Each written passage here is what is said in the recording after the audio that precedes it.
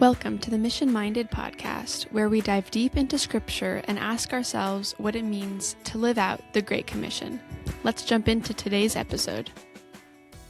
Welcome back, everyone. We are so glad to have you here at the Mission Minded podcast.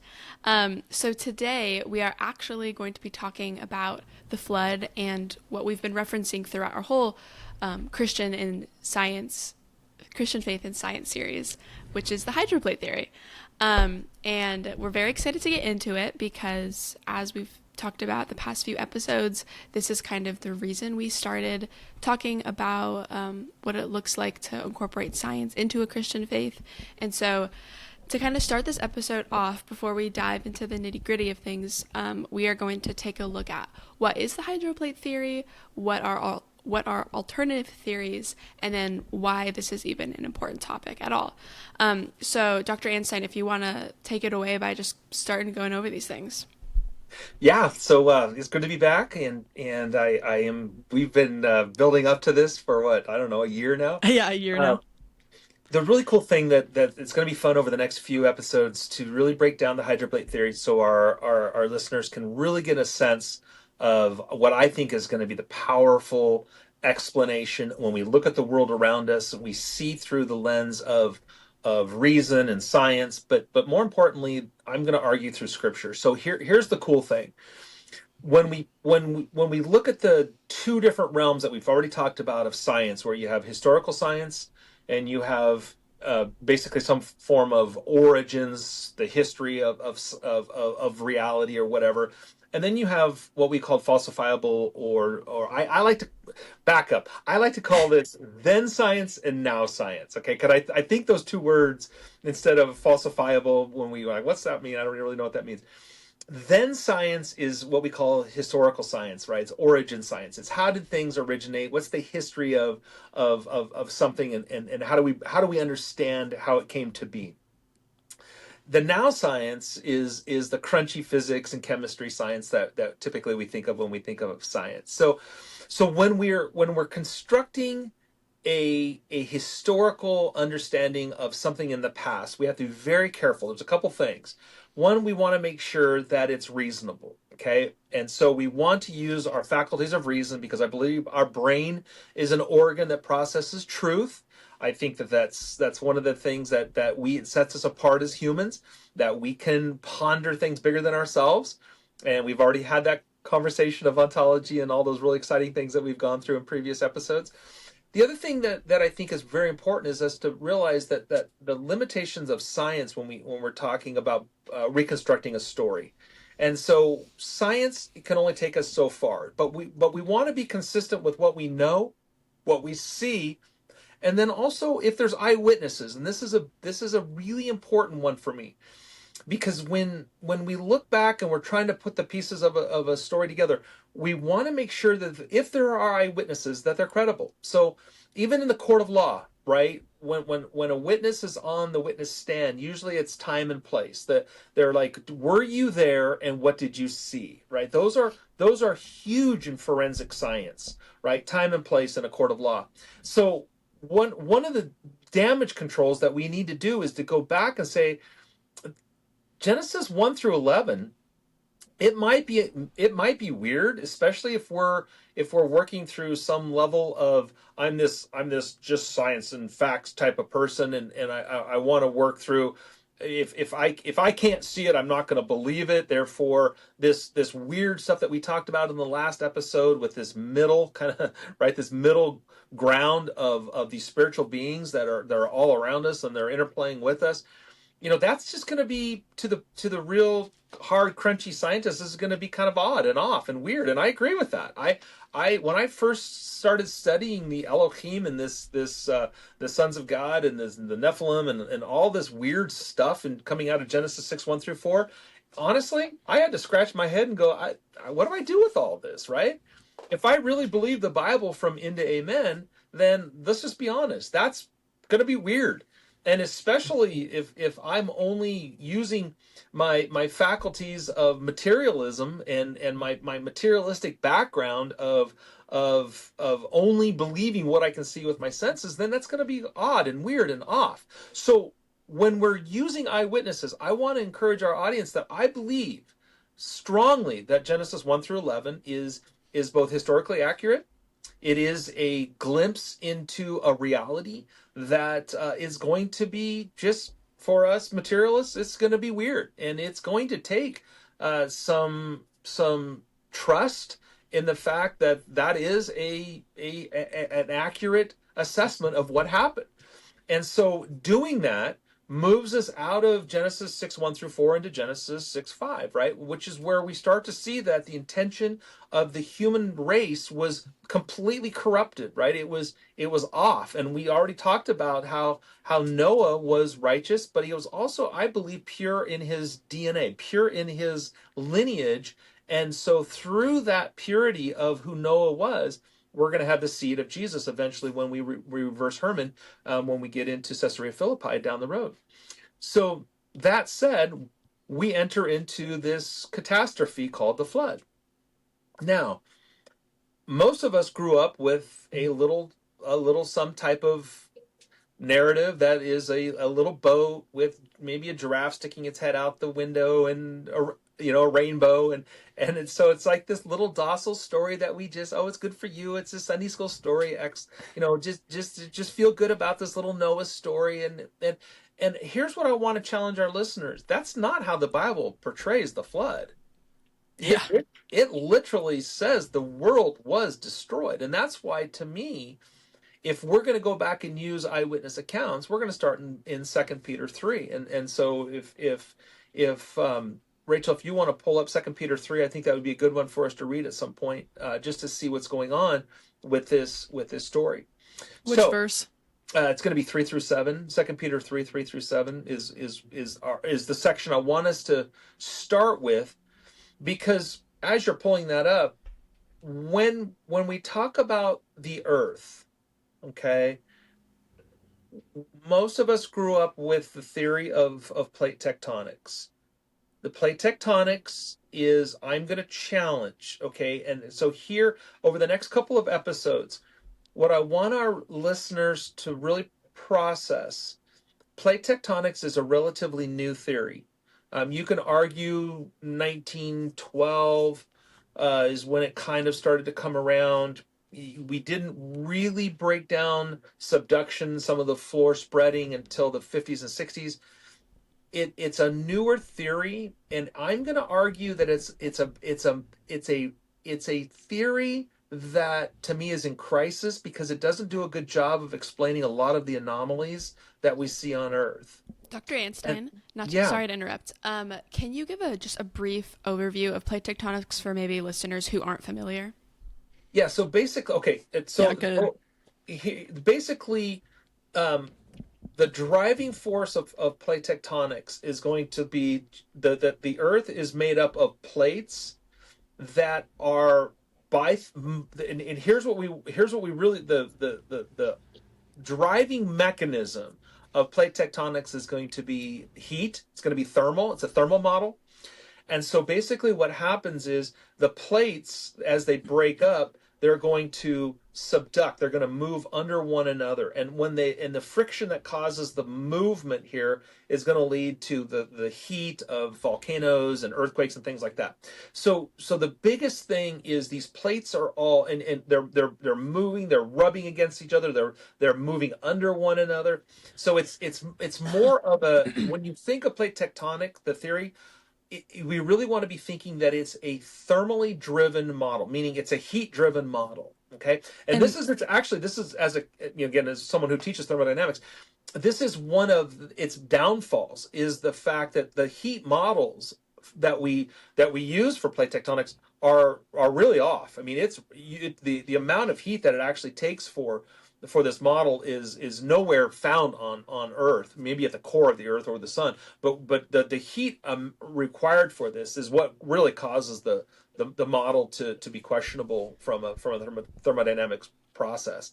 But what we want to think about is that basically, if I have a plate, that the plate somehow broke, okay, it's moving apart, it actually has to go down underneath itself and move. And so this is how the plates. So they're gonna be moving this laterally, and they're gonna be subducting. They're gonna be moving under one another. And then over here where my elbow is, you're going to have it pulling apart. So it's going to be expanding. All right. So this is the model of plate tectonics. And so then the plates just move. I don't know if that helps, but that's So within the context of the flood, people would say that that was how does that A result of the flood. right, or that's how our current like landscapes were formed. yeah, yeah. So with plate tectonics, there is no flood.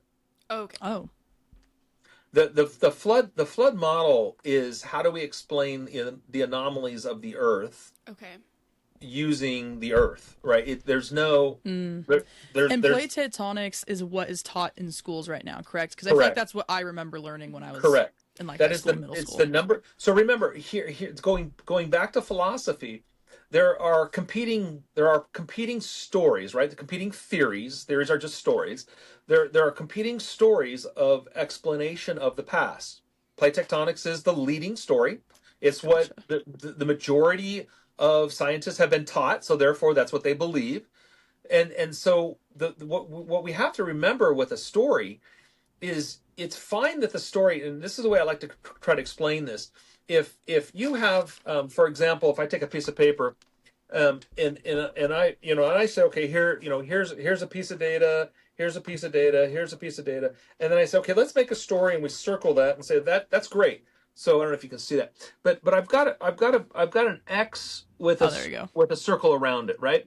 But what happens is if we start to see that there are some pieces of data That are outside outside the the circle. circle, right? What do we do with that? Well, we have one of two choices.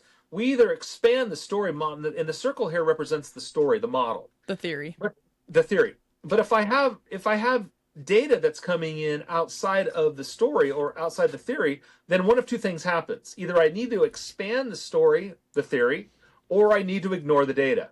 Mm. Right? And so the latter one's kind of funny, but oftentimes that actually does happen. I mean, I would argue that's what macroevolution does.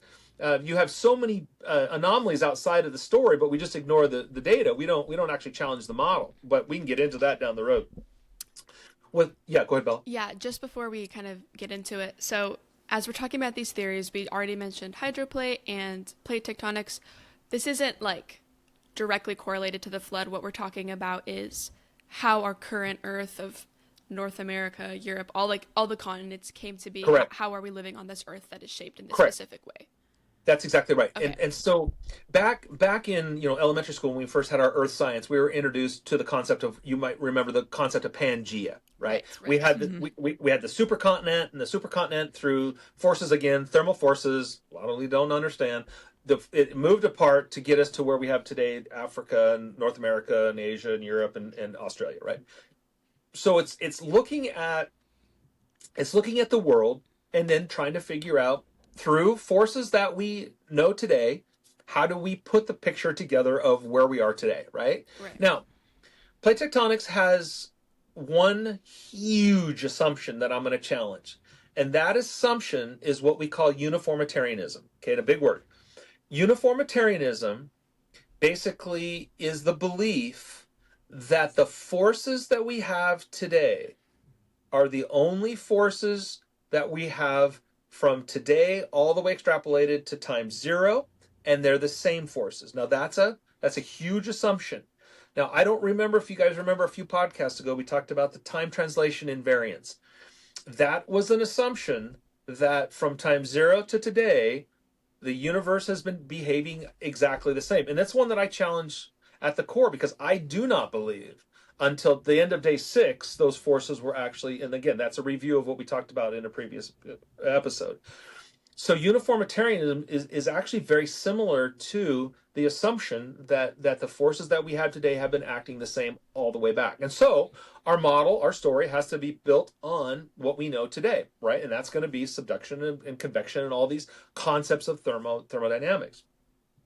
The problem that we're going to run into is when we start to see some of the anomalies that our story needs to explain, that story of plate tectonics doesn't do a good job. Okay, and that's what I want to Mhm. challenge because again, it's the reigning paradigm. Don't get me wrong. I understand that. It's the one that everyone is taught and everyone, not everyone, but a lot of people believe. And so just because it's a story that's taught doesn't necessarily mean it's the right story, right? And we've talked about this. You can spend millions of dollars on great graphics. You can have a lot of PhDs explaining it with really cool, expensive graphics, but it doesn't make it a better story. It just has better graphics, right? So what I'm challenging is the very notion of I think it's the wrong model. Now, this is what I'm going to say. The three main or the two reigning stories up until about 30 years ago were number one, plate tectonics, the one we're all taught. It's a thermal based model, okay, heat based model. Along comes the creation movement, and it's a powerful movement. Late 60s, 70s, we're moving in the 70s. People like Henry Morris, who I have a deep respect for. I was actually a consultant years ago for one of his ministries as a chemist. Deep respect for him, and along comes this idea that hey, wait a minute, the Bible presents a very different perspective than what's being taught in the science world, especially in the theory of human origins, what we call evolution. So along with that was like, well, wait a minute, the Bible also teaches a very different understanding of what happened in the past when it deals with the earth, right? And so this is why we get into the challenge of well, what do we do with Genesis 6 and 7 when we're dealing with the flood, this idea, the concept of flood. Now remember, plate tectonics has no place for the flood. Okay, it deals everything with just the forces because we extrapolate back. It took X number of millions of years for Pangea to move to where we are today, all through the movement of mostly heat on the earth to get us to where we are today, right? So a little bit of movement over a lot of time gets us from there to here, right? That's really what's going on with plate tectonics. So are you Rachel? saying with the theory of the plate tectonics that there's no room for a flood at all?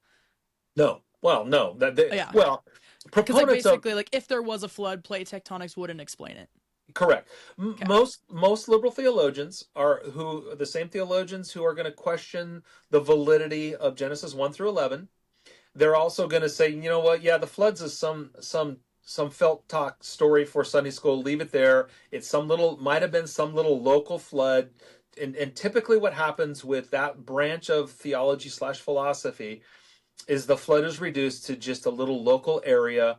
And again, I would say that to me doesn't understand the nature of what's going on here, which goes back to our previous episode. They don't bring in the supernatural problem to this, right? When we talk about Genesis 3, 6, and 11 as the three rebellions, they're not gonna they're gonna say that rebellion number two is it never happened. Therefore, the flood that never happened on a global scale. You don't need the flood, right? We can explain all the anomalies on planet Earth through uniformitarian assumptions, and we get what we have today. Okay, and that's where we are with. So you have this branch of philosophy and theology, which is more progressive or liberal, whatever you want to call it.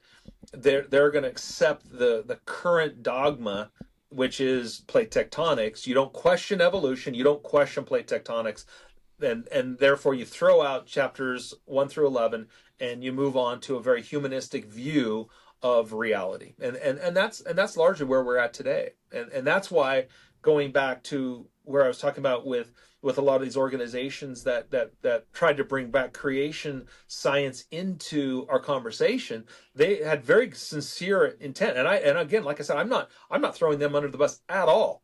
I think I revere Henry Morris. I think he is one of the great thinkers to try to challenge the paradigm, and he did some great work in pushing back against a very out of balance view of reality, and including the flood. But here's what happens, and here's why I struggle with this concept of the creation science movement. Again, like I said, I've been a consultant for two different organizations in the chemistry world with this. The thing that I think we have to be careful of with the creation science movement is we're going to borrow against, we're going to take a very bad model, in my opinion, a very bad model in plate tectonics, and we're going to say, okay, instead of it happening over a long period of time, we're going to take the same model and we're just going to make it faster. Okay, so instead of it being, X number of hundreds of millions of years that these plates moved and slowly got us to where we are today, it just, instead of it moving real slow, it just happened real fast. Okay. Now, so we're gonna have plate tectonics and we're gonna have catastrophic plate tectonics. Those are gonna be your two competing theories. Now, again, the catastrophic plate tectonics is a belief in the flood, in a global flood, and so it's going to be naturally pushed back against plate tectonics proponents, because well, that brings in the Bible, that brings in the flood, and we've already thrown all that out. We've already got a story that brings together everything without having to acquiesce to the Bible, right? Didn't we get rid of the Bible in the mid 1800s when we had the paradigm shift with Darwin in 1850s? And so all of a sudden the Bible comes back in, right, in the 60s and the 70s, and you're like, well, wait a minute. Why are we bringing a theory in, borrowing against a very humanistic, naturalistic theory of plate tectonics, and we're just going to throw a little bit of Bible on that, right? We're just going to say, okay, how do we bring the flood into the plate tectonics, right? So you get into what's called catastrophic plate tectonics.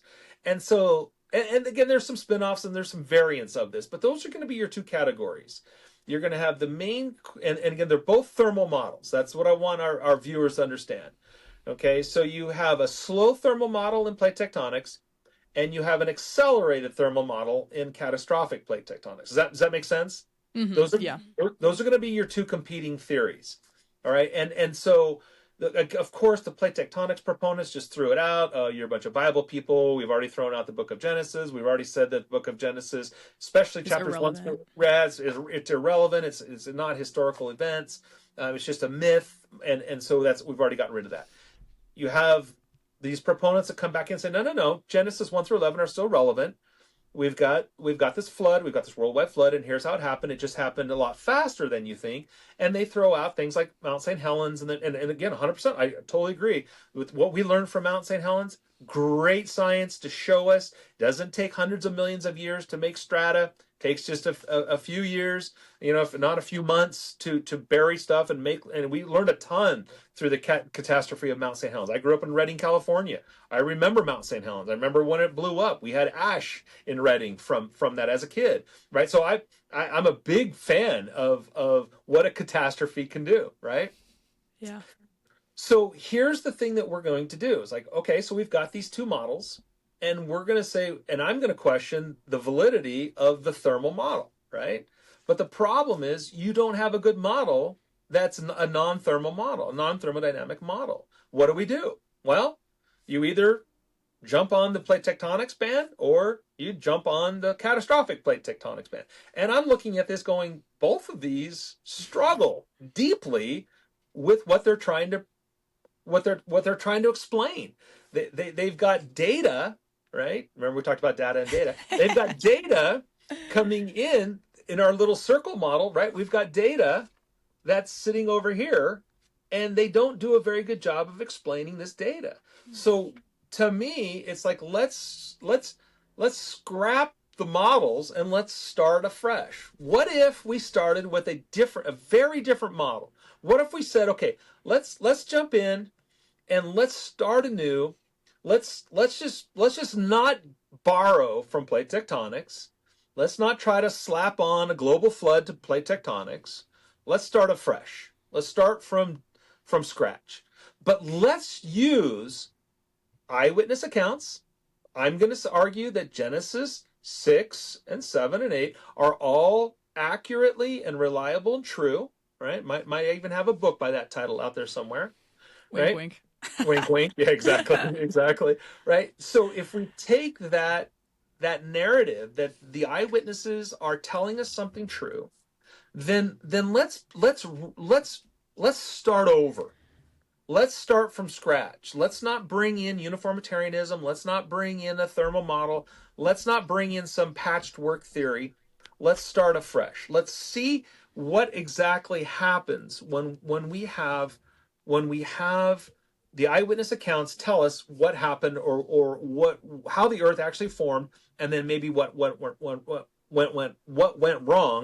That's a lot of words right there. What went wrong in order to see where we are today. Okay, so this goes back to some of the tough questions that we have to be honest with, right? And I think when we're talking about the flood, the first one is the book of Genesis reliable, right? And I don't know if you have that PowerPoint, Bella. I don't know if you can actually pull that up or not, but Yeah, I was like, we're but gonna try to share our screen and see if yeah, it'll work. this will be kind of cool, right? This will be This would kind of be a a good fun. point to transition to YouTube if anyone is on Spotify. Yes. Yeah, if anyone's listening online, we're probably gonna start using some visual aids, so it might be good to have that pulled up. Oh, okay. So this is a different one, but this is great. Oh, This will work. Can you also get to the Bella, PowerPoint, Bella? Bella, do you have the PowerPoint by chance? that was what I was requesting access to, and then you sent me this photo. I think it was also attached on that same email. Okay, let's see.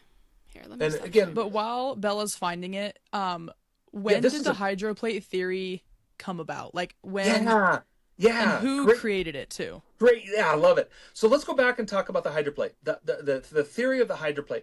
So a gentleman by the name of Walt Brown, he passed away this past fall of 25. A godly man. He was a math professor at the Air Force Academy, PhD in believe he taught math, but his PhD was from MIT, and I believe it was in engineering, mathematics. Anyway, you can look him up. Great man of God. Here's the cool thing.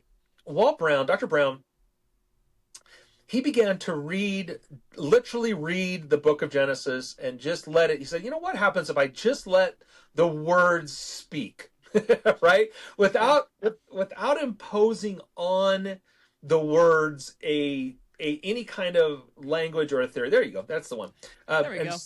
Scroll down. Can you scroll down to the tough questions? There you go. That one right there. Nope. Yeah, one right there. And these are the questions that if we're in this is a nice segue into Walt Brown. But notice these are tough questions, right? Is the book of Genesis reliable? Was there really a global flood? Wasn't the flood just a local event like we already talked about? How could the water cover the entire earth? How could it rain for 40 days and 40 nights, right? Because we've never seen 40 days of 40 nights of rain. That's incredible amount of rain. Where did all the water come from? How do you cover Mount Everest, 29,000 feet with water, right? And then where did all the water go? If you covered Mount Everest at 29,000 feet, then where did it all go? And then you get into other things. We have a fun podcast on the actual validity of an actual boat that can hold, quote, all the animals, right? Two of every kind of animals. Yeah, that'll be cool. So again, these are honest questions. You can put that down if I don't. This is kind of cool learning this technology. I hope our listeners are going along with us on this, right? So you literally have these tough questions when you're dealing with a flood. So what if let's just set all those aside. This is what Walt Brown does, and say, okay, let's let the book of Genesis speak. Okay. What does the book of Genesis actually say, and what does that actually tell us when we're bringing together this idea of the flood? And this is why Walt Brown goes back to Genesis and Rachel, can you pull up Genesis 1:2? Let's just read, and this is important. This is where Hydroplate starts. This is where the theory starts. So that's why this is a really cool introduction episode, getting into the power of the hydroplate theory, because again, it's going to be a new model. And as you're pulling up Genesis 1, here's what I want our viewers to understand. Over here on the right, you're going to have two models. And they're both thermal models. You're going to have a slow thermal model in plate tectonics, and you're going to have an accelerated thermal model in catastrophic plate tectonics. Okay, those are the two theories. Over on the left, we have we're going to come up with a brand new concept of letting Genesis speak in a new, fresh way.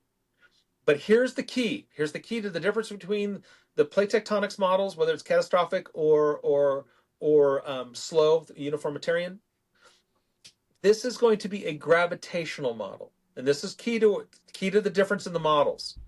One is going to be driven by gravity, primarily gravity alone. The other's thermally, and mostly a thermally, and that's how they differ. Which, yeah, that's important.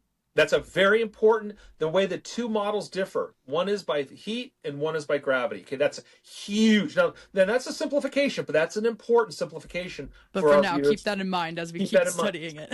Yeah, exactly. That's a key distinction between these, again, these three competing models, the new one of hydroplate and the old one of catastrophic or plate tectonics. Okay, so that said, let's go back and let's actually put together, this is what Walt Brown does. Let's read Genesis 1, 2 and see if we can if we can see what Genesis is telling us. So go ahead and read that. So Genesis 1:2 says, "The earth was without form and void, and darkness was over the face of the deep, and the Spirit of God was hovering over the face of the waters." Okay, so all we have right now, right, is the earth and water. So we get the idea that there is earth, and on top of earth is a layer of water. That's all we've got, right? It's a very simple model. We've got this rock, earth, right? And it's got a lot of water. Now, I don't know if you still have your thumb in Second Peter.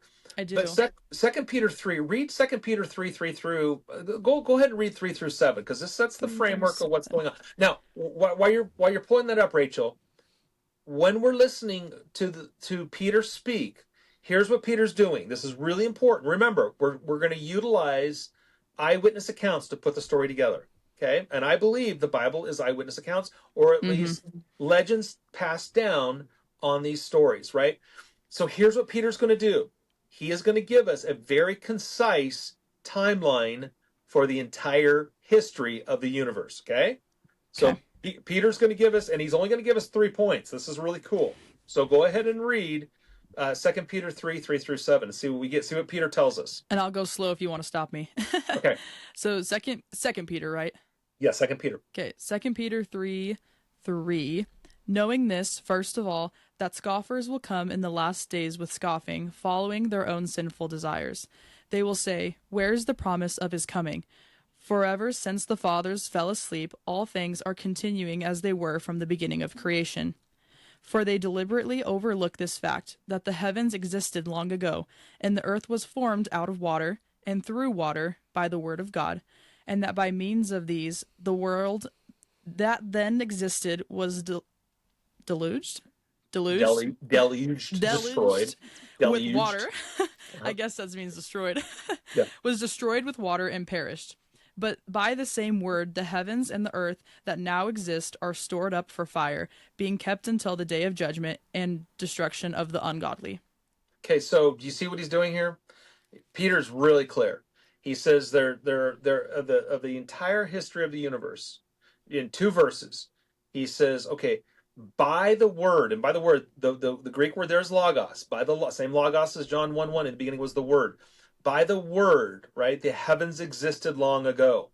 By Jesus spoke existence and the physical existence into existence, right? The physical reality into existence. By the logos. And I love Peter. He's just like, hey, know this. First of all, in the last day, mockers, right? Scoffers are going to come. They're going to say, hey, look, you guys, you Bible thumping Christians, look, you said he's going to come back. He hasn't come back, right? So it's almost like this mockery of what's going on. Peter's bringing that to our attention. That's exactly what we see today, right? And he says, notice this, by the logos, the universe existed long ago. And then he ends this verse 7 with this whole concept of, and he's also reserving it someday for the judgment. Okay, so he only talks about the origin, the very beginning, and the end. But what does he put right in the middle of the timeline of the history of the universe? Well, he puts the flood in there. Okay, so we have to realize that Peter was convinced that something really unique happened with the flood. In fact, Rachel, when you read that, it says, through which the world at that time was destroyed, being flooded with water. Here's the crazy thing. And it says, and perished. So, like, the whole point was to, like, destroy what was wrong or what the Lord didn't intend. Exactly. So, and that's like what we talked about in our past episode, right? So that's where this goes back to realizing the flood was a global catastrophe that destroyed the earth, right? So here's what I want to frame. I want our viewers to realize what we have when we look out on the Earth. Okay, and I'm going to argue the solar system as well. And this is where the hydroplate differs from plate tectonics. Okay, when we look out, it's like we see a huge mess, a huge accident, and we've got, and I'm just going to use an analogy of a plane crash. We look out and we see metal, and we see it strewn all over the place, and we see wire and glass and plastic and barf bags and whatever's in that, and we're like, how do we put all this back together, right? And put it back together, and to realize what this thing really was, because the plate tectonics proponents just going to say, nope, it's a plane wreck. It's just a bunch of metal and wire and plastic, and it's always been that way, and maybe over time we can put it. But the biblical narrative comes along and says, here is actually what we have. We have an actual, physical Earth that wasn't always like this. In fact, it underwent this amazing thing called the flood, a catastrophe. It completely destroyed this beautiful, organized world that we would know as planet Earth, right? And so here's the cool thing. When we start to put back the pieces, we need to address a lot of the anomalies. We're going to need to explain the mid-oceanic ridge. The number one thing that we need to explain in our story is the mid-oceanic ridge, okay? Now, and Bella, I don't know if you can start pulling up some of these, because when you get to like slide, I think it's like slide 7 in that one I sent you. Go scroll down right there. Stop right there. Okay. So here's one of the anomalies that our story has got to explain. Now, here's why plate tectonics, again, a thermal model, whether it's catastrophic or non-catastrophic, this and you can basically, You if want to you zoom look, in a little bit, Bella? yeah, if you look, use your, and There you go, Bella, yeah. kind of show where the mid-oceanic ridge. I think this see it? how that goes down. Yep, that's it right there. It goes all the way around. Now this is the largest mountain range on planet Earth. It's about 40,000 miles long. It wasn't found until the 1950s with sonar. Now this is a huge catastrophe. This is a huge problem with planet Earth. And our story needs to explain this. There's multiple anomalies that we're going to need to explain with when we look out and see the Earth. The number one that our story has to explain is this right here. The mid-oceanic ridge is a massive. I'm going to argue it's a massive blight in the history of planet Earth. If our story can accurately describe what happened and how we got to the mid-oceanic ridge, then I think it's going to be a good story. And Okay? why is the mid-oceanic ridge so important, like, either way? Yeah, because the problem with it is it has these massive volcanoes and canyons that are 2 to 3 times larger than the Grand Canyon. But here's the crazy thing. This is such a massive mountain range, but the currents at that depth on the bottom of the ocean are only moving 2 to 3 miles per hour. So how do you carve out this massive amount Mountain of range. Right. mountain range and canyon, huge canyons with Right. with water only moving 2 to 3 miles per hour, right? And so this is where you get into plate tectonics. Remember, plate tectonics is just a little bit of movement over a long period of time. Well, how do you carve out something this massive on the bottom of the ocean? And so we remember, plate tectonics starts to come about. 1912 is kind of where it gets its birth date, and then on it's developed, and then also we get to the 50s and 60s and we have this mid-oceanic ridge. Like, oh my word, our story needs to explain this. But we've already got this story largely developed long before we figure out that we've got this huge mid-oceanic ridge under the planet Earth. And so what I want us to realize is the mid-oceanic ridge is going to be the hallmark that we're going to be able to explain using plate tecton or hydroplate theory. And we're going to see that the gravitational model on explaining this is massive. Now, let's go back, and because I don't want to get too long-winded with this. I want us, Rachel, pull up Genesis 6:1, and what we're going to do, what I want to challenge us is I want to come up with what the Bible actually, I believe the Bible is actually teaching. So we've got Genesis 1:2. that says that we've got earth and we've got water on it. Okay, does that make sense? So we've got water and earth. Now watch what happens when we get to Genesis 1:6. We're gonna enter a new thing. Then I'm gonna end on this because this is massively important. And then when we pick up our next episode, all of these anomalies we're gonna put together, and I'm gonna challenge our listeners that we have got such a beautiful, rich understanding and answer to the anomalies, starting with the mid-oceanic ridge. We're going to get into continental shelves and slopes. We're going to get into Pangea and the jigsaw of the fit of the continents. We're going to get into the difference of the granite basalt. We've got so many cool things that we're going to explain. We're really going to geek out. Yeah, I know. We actually are. We're gonna take this slow, right? And again, We've been waiting for this moment. I know, right? But I don't want to just be like, here it is. Bah. Yeah. I want to break it down in an exciting way, and so we're actually using this to establish and teach our listeners.